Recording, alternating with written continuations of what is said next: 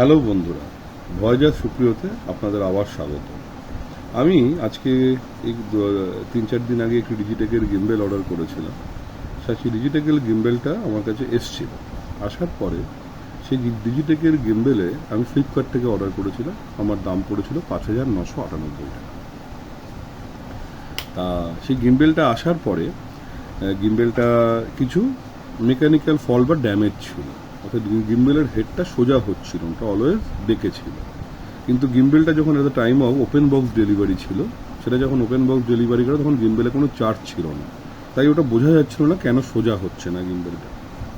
তা যাই হোক, আমি এসে যখন চার্জ দেওয়ার পর করি সেই প্রবলেমটা থেকেই যায়, অর্থাৎ গিম্বেলের হেডটা এরকম ডাউন অবস্থায় বেঁকে ছিল। তা গিম্বেল কিছুতেই সেট হচ্ছিল না। তা ওদের এখানে ফ্লিপকার্টে যখন ওরা সেল করে, ওরা ড্যামেজ বা ব্রোকেন প্রোডাক্ট ছাড়া বাকি কোনো ফল্ট থাকলে ওরা বলে যে এটা সার্ভিস সেন্টারে যোগাযোগ করতে। কিন্তু আনফর্চুনেটলি ডিজিটেকের কলকাতায় কোনো সার্ভিস সেন্টার নেই। মানে আপাতত আমি ওদের সাথে কন্ট্যাক্ট করলে ওরা আমাকে বলে আপনি প্রোডাক্টটাকে দিল্লির অ্যাড্রেসে পাঠান, সেখান থেকে 7 দিন সময় লাগবে, আপনার নাম লিখে পাঠান, আমরা কি চেক করে তারপরে আপনাকে আবার রিপ্লেস করবো পাঠাবো। সেটা আমার কাছে খুব অথেন্টিক লাগেনি। মানে আই কান্ট বিলিভ দেম যে আমি টাকাও দিয়েছি, প্রোডাক্টটাও দিল্লি পাঠিয়ে দেবো, না আসলো কি না আসলো না, এই ব্যাপারটা আমাকে খুব হ্যারাস করছিল। তা আমি ফ্লিপকার্টে প্রাইম কাস্টমার হওয়ার জন্য আমি ফ্লিপকার্টে বললাম যে প্রোডাক্টটা ড্যামেজ আছে, এবং তার একটা ভিডিও করে ওদের কাছে ড্যামেজ বলে ওদেরকে রিটার্ন পলিসি করলাম। তা ওরা দেখে সেটাকে 2-3 দিন পর অ্যাপ্রুভ করে তারা আমাকে আজকে রিপ্লেস পাঠালো। থ্যাংক গড যে ফ্লিপকার্টের কাস্টমার কেয়ার বা ফ্লিপকার্টের পলিসি অনুযায়ী আমার এই রিপ্লেসমেন্টটা আজকে এসছে। তা চলুন, আজকে আমি আনবক্সিংটা আগের দিন দেখাতে পারিনি, আমার কাছে ভিডিও আছে, পারলে আমি পরের দিন লিঙ্কে শেয়ার করে দেবো। কী প্রবলেমটা ছিল সেটাও আমি আপনাদেরকে বলে দেবো। তা এই গিম্বেলটা আজকে আমার কাছে ওরা রিপ্লেস করে দিয়ে গেছে। Very very unfortunate. যাতে কেউ আপনারা কোনোরকম কিছুতে পড়ে যাতে কেউ কখনো যেন ভুল রিভিউ না দেয়, এটাই সবার কাছে আমার অনুরোধ থাকবে। কেন আমি কিনে ঠকেছি, আর যাতে কেউ না ঠকে সেটাই যেন আমাদের টার্গেট থাকা উচিত। সবাই আমাদের চেনা অচেনা সবাই তো বন্ধু। আমরা আজকে ইউটিউব বলুন, ফেসবুক বলুন, ইনস্টাগ্রাম বলুন, যারা যে বিভিন্ন সাবস্ক্রাইব করে বা যে বিভিন্নভাবে থাকে, তারা সবাই কিন্তু একটা এক্সটেন্ডেড ফ্যামিলির আমরা মেম্বার হয়ে পড়ি। তা সেই পরিবারের সদস্য অনুযায়ী আমাদের উচিত যাতে চিনি আপনাকে মৌখিক কাছাকাছি হয়ে পার্সোনালি চিনি খুব ভালো করে বা নাই চিনি, কিন্তু আমি কোনোভাবে হ্যারাস হলে বা কোনো প্রোডাক্টের কোনো প্রবলেম হলে সেটা যাতে আমি আপনাদের সাথে শেয়ার করতে পারি, আমি সেটাই চাই সবসময়। এই গিম্বেলটা আমি এখান থেকে বার করেছি। এই গিম্বেলটা এটা এইভাবেই ছিল, এইভাবেই পাঠিয়েছিল ওরা আমার কাছে, এইভাবে। তা এটা প্লাস্টিক মোড়া ছিল, আমি প্লাস্টিকটা খুলে দেখেছি খুব ইগারলি যে জিনিসটা ঠিক আছে কিনা। কিন্তু আজকে কিন্তু ওরা ওপেন বক্স ডেলিভারি আমাকে করেনি, আজকে কেউ ওপেন বক্স দেখেনি। তাই গিম্বেলের ভেতর প্রথমেই এই একটা প্রোডাক্ট আসছে। এটা হচ্ছে ডিজিটেকের একটা আপনার এদের ওয়ারেন্টি কার্ড। এই ওয়ারেন্টি কার্ডের ডিটেল, এর ভেতরে কী কী করে সেট করতে হবে, কোন কোন সফটওয়্যারটা কী সফটওয়্যার ডাউনলোড করতে হবে, এই বিভিন্ন জিনিসগুলো আমি আপনাকে পরে বলছি ডিটেলে। এটা এইভাবে ওদের একটা ম্যানুয়াল রয়েছে। আর ওয়ারেন্টি ইস্যু কী হলে কী হবে আমি জানি না। এই জিনিসটা এটা হচ্ছে মেন আমাদের গিম্বেল। এটা এইভাবে, এইভাবে, এবং এর সাথে দিয়েছে ওরা একটা bag, carry bag, pouch pack. এই যে ক্যারি পাউচ প্যাক একটা আমাদের দিয়েছে, দেখতেই পাচ্ছেন, এটা ক্যারি পাউচ প্যাক এখানে রাখলাম। আর এটা হচ্ছে সেলফি স্টিকের তলার স্ট্যান্ডটা, এই যে ট্রাইপড স্ট্যান্ড, তলায় একটা লাগানো যায়। এর সাথে এরা একটা দিয়েছে, এটা একটা হোল্ডার, এটা বেঁচিয়ে আপনি হাতের মধ্যে ঢুকিয়ে রাখতে পারবেন। আর একটা C type charger, A type to C type charger একটা, এই যে A type to C type একটা চার্জার, এই দেখতেই পাচ্ছেন। এটাই ব্যাটারের ট্রাইপড। আমি এগুলো রাখছি, আমি আসল প্রোডাক্টটা খুলছি। এই হচ্ছে প্রোডাক্টটা। প্রবলেম ছিল হচ্ছে এই যে গিম্বেলটা এইভাবে রাখা আছে, দেখতে পাচ্ছেন, দিস ইজ দ্য, এই গিম্বেলটা যখন আমরা এইভাবে খুলছি এটা এই সোজাভাবে দাঁড়িয়ে যাচ্ছে, দেখুন এই যে। কিন্তু আগের প্রোডাক্টটায় না, এই প্রোডাক্টটা এরকম বেঁকে ছিল, এখান থেকে এই গোড়া থেকে এটা সামনের দিকে ঝুঁকেছিল। তার গিম্বেলটা অন হচ্ছিল না বলে আমি বুঝতে পারিনি, ভেবেছি অন হলে হয়তো সেট হয়ে যাবে। এরকম এটা আমি দেখুন অন করছি, এটার মধ্যে একটা মিনিমাম চার্জ আছে, ওরা দিয়ে দিয়েছে। এই অন করার সাথে সাথে এটা এইভাবে চলে যাবে, এই যে সোজা হয়ে গেল। অন করার সাথে সাথে এটা এইভাবে সোজা হয়ে গেল, এই দেখুন, এই সোজা। এবার এটাকে অ্যারো মার্ক আছে, এখানে কোথায় ঢোকাতে হবে, এই হচ্ছে সোজা হয়ে যাওয়া গিম্বেল। এবার এই গিম্বেলের নিচে আমি ট্রাইপডটাকে আটকে দিচ্ছি, দেখুন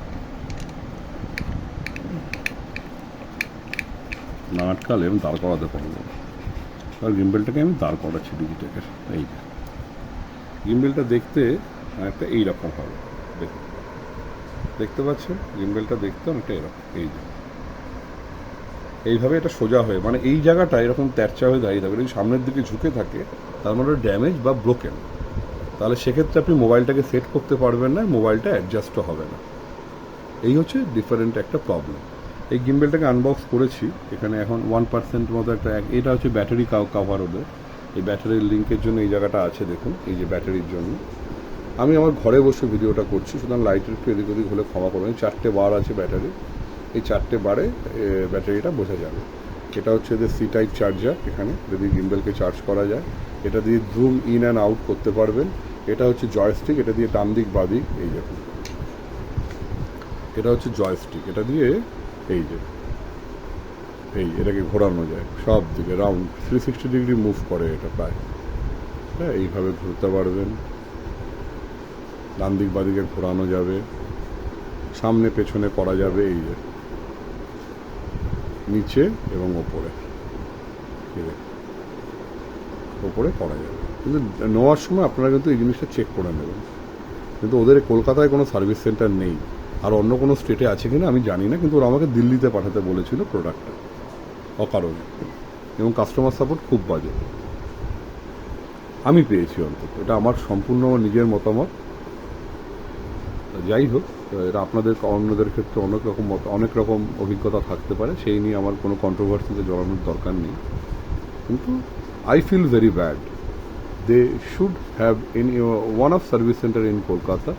কেন কলকাতার লোকেরা কীভাবে সার্ভিস, তারা কি দিল্লি পাঠাবে না দিল্লি যাবে একটা প্রোডাক্টকে এক্সচেঞ্জ করতে? এটা তো পসিবল না।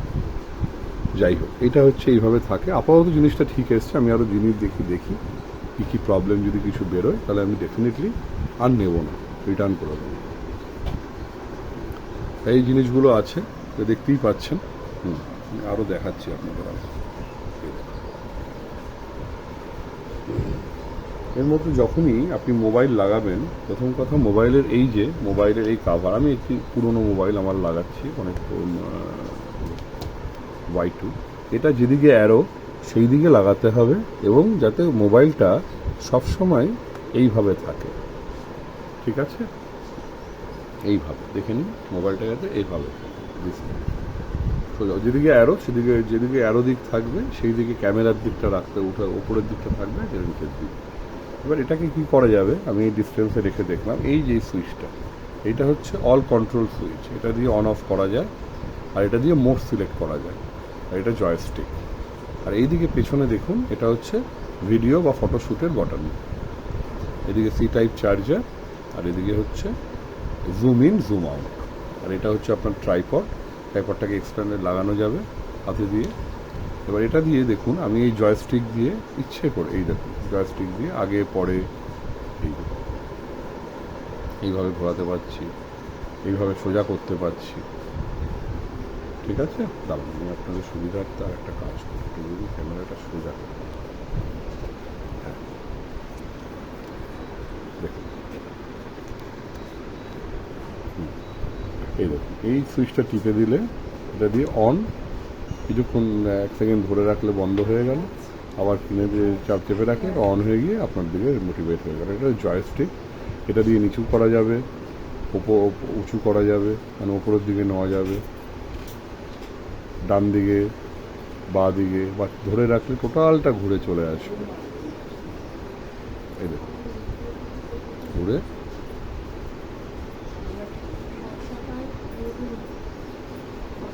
এই দেখুন, ঠিক আছে? আবার এটা এইভাবে ঘুরে এটা এইভাবে চলে যাবে।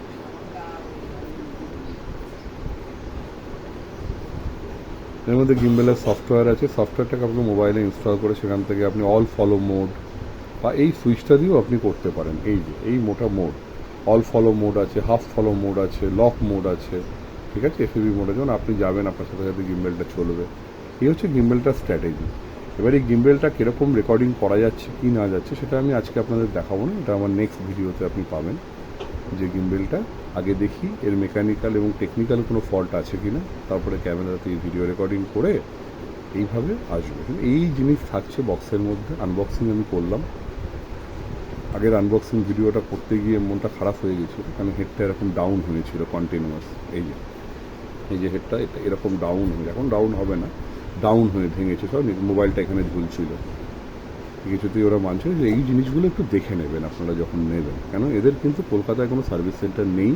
কোনো রকম টেকনিক্যাল সার্ভিস সেন্টার, যদি টেকনিক্যাল ফল্ট হয় তাহলে, যদি ভাঙা বা এই ধরনের ব্রেকেজ না থাকে, কোনো টেকনিক্যাল সমস্যা হলে তারা কিন্তু এখানে কলকাতায় সার্ভিস পাবেন না। এবং ফ্লিপকার্টেরও রিপ্লেসমেন্ট ওয়ারেন্টি হয়, রিপ্লেসমেন্ট যে ক্রাইটেরিয়া 7 days, সেটা কিন্তু ভয় রাখেন। ওখানে লেখা আছে at the time of purchase, দেখে নেবেন যে 7 days রিপ্লেসমেন্ট আর সার্ভিস সেন্টার উইদাউট ব্রেকেজ আর ড্যামেজ।